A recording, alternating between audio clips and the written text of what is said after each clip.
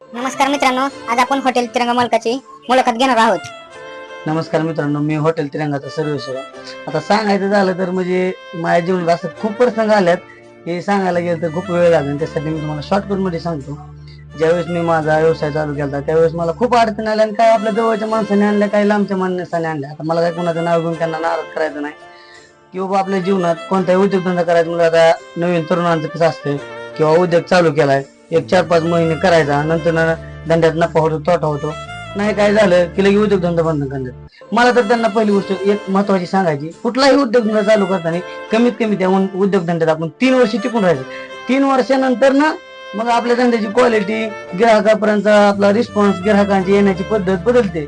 त्याच्यामुळे कुठलाही धंदा करायचा असेल तर मित्रांनो पहिले तुम्ही 3 वर्ष राब तुम्हाला कष्ट करावंच लागणार. म्हणजे सांगायचं तात्पर्य तर की आमचं असं आहे की बाबा मी स्वतः हाताने आमचे 2-2, 3-3 तास हॉटेलची भांडी धुतो, झाडून काढतो. पहिली गोष्ट कोणची कामात लाज ठेवायची नाही, कुठल्या गोष्टीचा गर्व करायचा नाही की बाबा माझ्या जीवनात आजपर्यंत येण्यासाठी खूप काय म्हणजे मी लोकांचं बोलणं खाल्लंय, लोकांचं टोमणं खाल्लंय, पण आज तीच लोक मला जातात राम घालून जातात. बाबा क्वालिटी प्लस क्वांटिटी द्यायची, ग्राहकांना आलेल्या गोड बोलणं किंवा आपली चूक झाली तरी चुकीला माफी मागणं, हा माझं तत्वचं पहिलं. आपण एखाद्या गिरायकाला सर्व्हिस व्यवस्थित नाही केली तर त्याची माफी मागणं हे आपलं काम आहे.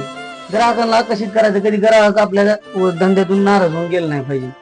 ही कुठलीही गोष्ट कुठलाही उद्योगधंदा करताना किंवा आपण त्या धंद्यात तो धंदाच टार्गेट करायचं, बाकी काही करायचं नाही. त्या धंद्यात आपण सक्सेस झालोच पाहिजे, हेच ध्येय ठेवायचं. आज म्हणजे बघायला गेलं तर मी एका आपल्या ताडपत्रीवर हॉटेल चालू केलं. आज सगळं काय माझ्या ग्राहकामुळं, माझ्या फॉलोअर्समुळं जे काय आहे ते मी त्यांच्यामुळे आहे. मी 100% त्यांना किंमत देईन.